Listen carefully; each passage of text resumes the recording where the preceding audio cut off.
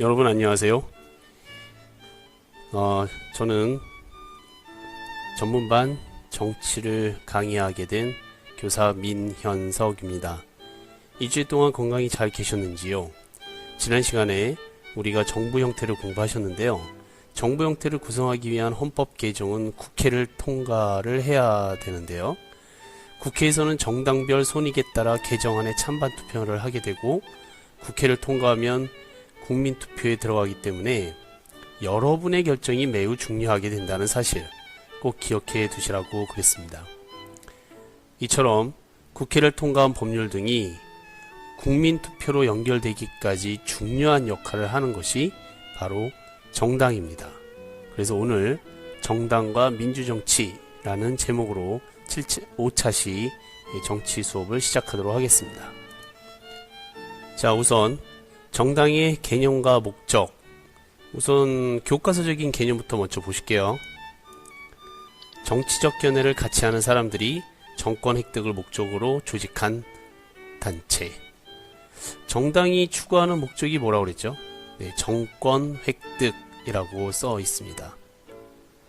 여기에 한 가지를 더 추구하자면 공익실현이라는 거창한 목적을 가지기도 하죠. 왜냐하면 정권을 획득, 그러니까 대통령을 만들어야 되는 것이 정당의 최종 목표이기 때문에 그렇습니다. 다음은 정당의 역할을 보도록 할게요. 우선 첫 번째, 대표자를 선출하고요. 여론을 형성하고 조직화시킵니다. 정부와 의회를 연결하는 매개자 역할을 합니다. 그리고 정부 부처 활동을 조정하죠.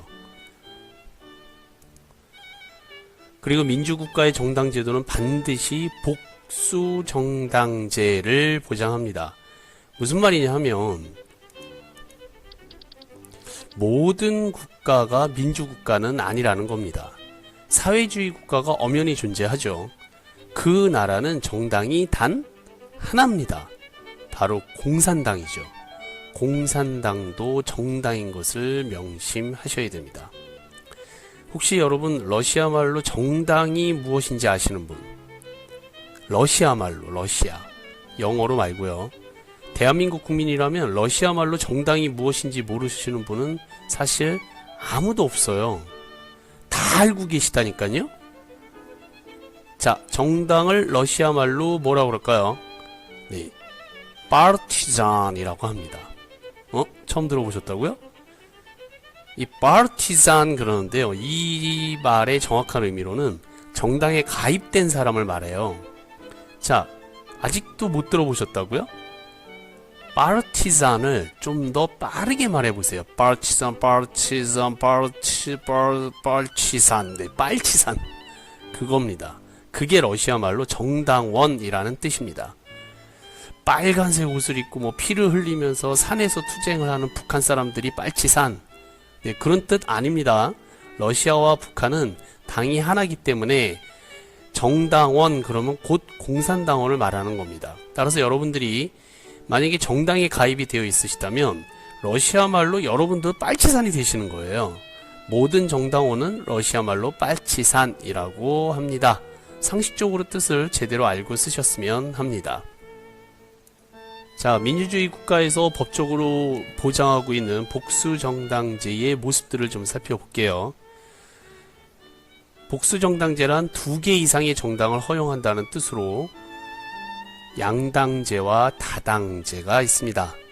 양당제는 정당이 2개라는 뜻인데요. 미국처럼 민주당과 공화당 2개의 정당만을 법으로 허용한 제도를 양당제라고 합니다. 우리도 비슷하긴 해요. 지금 민주당과 뭐가 있죠? 네, 미래통합당. 자, 그런데 우리나라는 다른 것이 2개만 있는 것이 아니라 굉장히 많죠. 그래서 한국은 다당제에 속하는 정당 제도를 갖고 있다.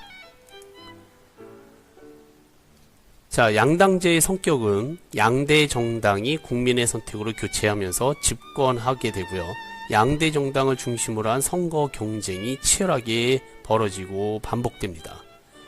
다당제는 여러 개의 정당으로 분립되어 있기 때문에 정권 탈환을 위한 연합이 발생할 수 있고요. 타협에 의한 정책 조정 결정이 가능합니다. 장점과 단점이 분명히 있어요. 장점은 전국의 안정이 이루어지는 것이 양당제고요. 정당이 두 개니까 당연할 수밖에 없습니다. 책임 정치에 적합합니다.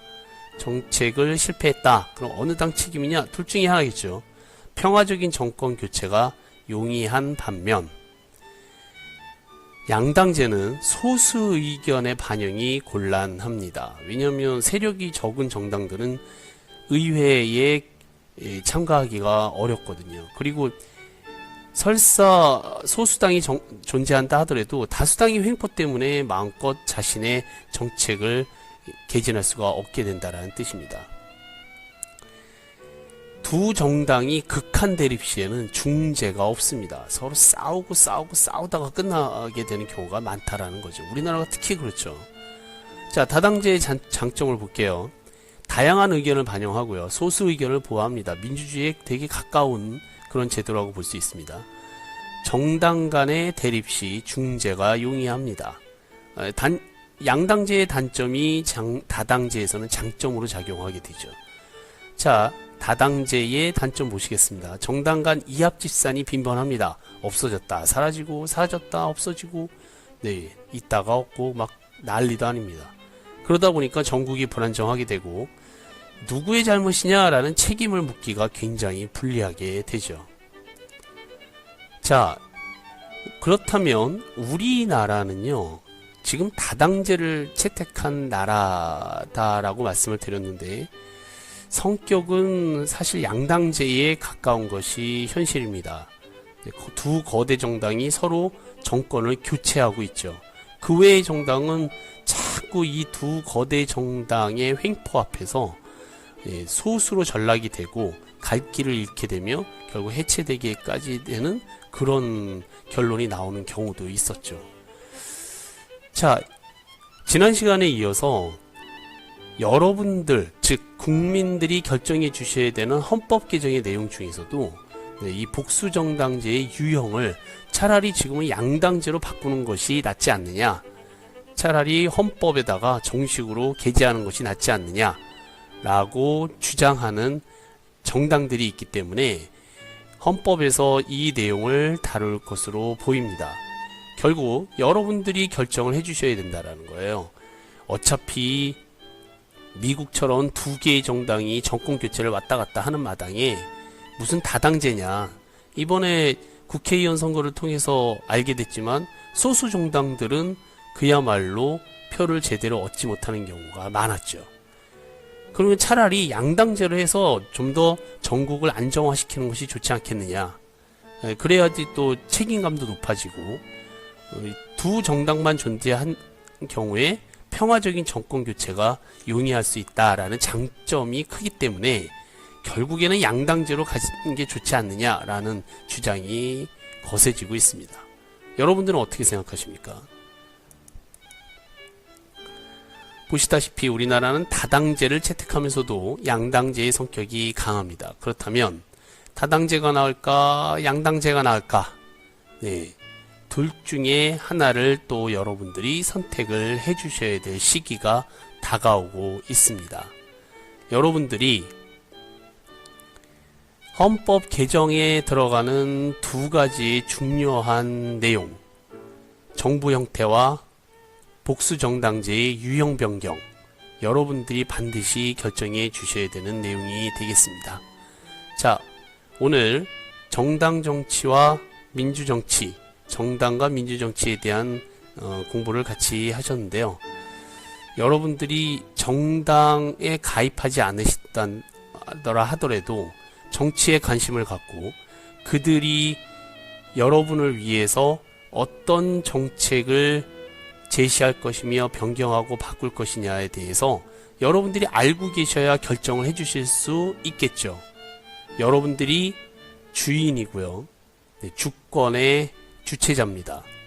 네, 그런데 쉽게 말해서 건물주께서 직원들이 서로 치고받고 싸우는데 쟤네들이 왜 싸우는지도 모르겠고 싸우는 게 꼴보기 싫어가지고 그냥 나가버리고 채널 돌아가고 그러면 안 된다 이겁니다. 자, 여러분들이 주체적으로 국민의 한 사람으로서 이런 내용들을 쭉 이해를 하신 상태에서 뉴스나 보도 같은 걸 보실 때 쟤들이 저런 내용으로 싸우는구나 라는 걸 잘 이해하셨으면 좋겠습니다.